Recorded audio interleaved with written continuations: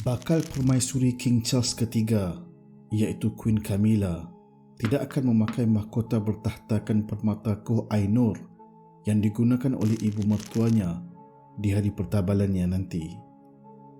Queen Camilla memilih untuk tidak memakai mahkota yang penuh dengan kontroversi ini bagi menghormati semua pihak. Namun, apakah yang membuatkan mahkota ini diselingkari dengan kontroversi? Permata Koh Ai-Noor ini merupakan antara permata terbesar yang dipotong dan mempunyai berat 105.6 karat.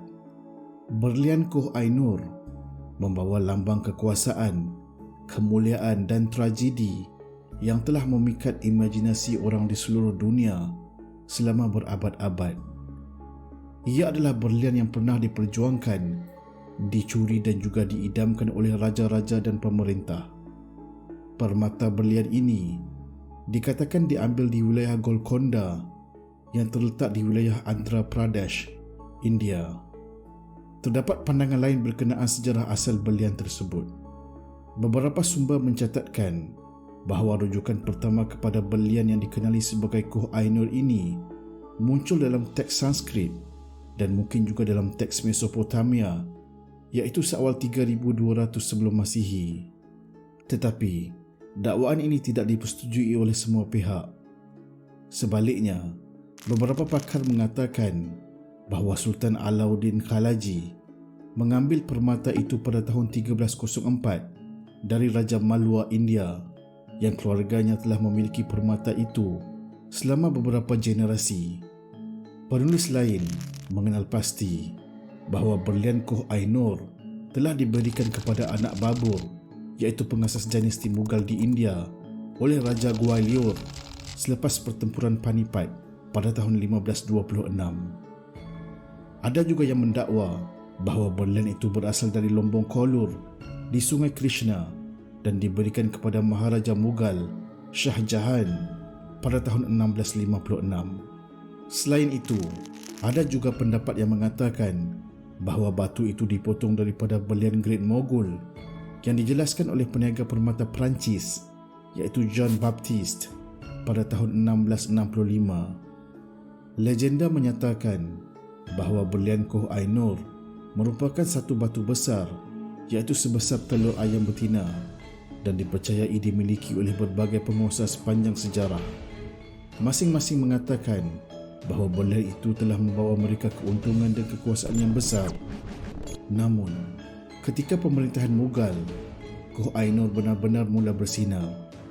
Ia dipakai oleh para pemerintah besar di India dalam pelbagai pertempuran dan juga upacara.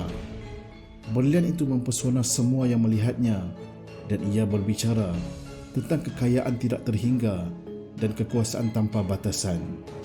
Pada tahun 1739, pemerintah Parsi, iaitu Nadir Shah, telah menyerang India dan mengambil permata Koh Ai-Noor sebagai rampasan perang. Berlian itu dibawa ke Parsi atau negara yang dikenali sebagai Iran hari ini. Selepas kematian Nadir Shah, berlian itu kemudiannya jatuh ke tangan Ahmad Shah, iaitu pengasas dinasti Durrani, Afghanistan. Warisnya, Shah Shuja, ketika menjadi orang lari di India, terpaksa menyerahkan batu itu kepada Ranjit Singh, iaitu pemerintah Sikh. Pada tahun 1849, permata Koh Ai-Noor telah diperolehi oleh British dan ia kemudiannya telah ditempatkan di antara permata mahkota Ratu Victoria. Ia dimasukkan sebagai batu pusat di dalam mahkota tersebut. Mahkota yang bertahtakan permata Koh Ai-Noor ini telah digunakan buat pertama kalinya oleh Ratu Elizabeth, iaitu isteri kepada King George ke-6 atau ibu kepada Queen Elizabeth II, semasa upacara pertabalannya pada tahun 1937. Disebabkan sejarah yang panjang dan pemilikan yang bersilih ganti, hari ini India, Iran, Pakistan, Afghanistan dan juga Taliban kesemuanya menuntut kembali pemilikan permata Koh Ai-Noor.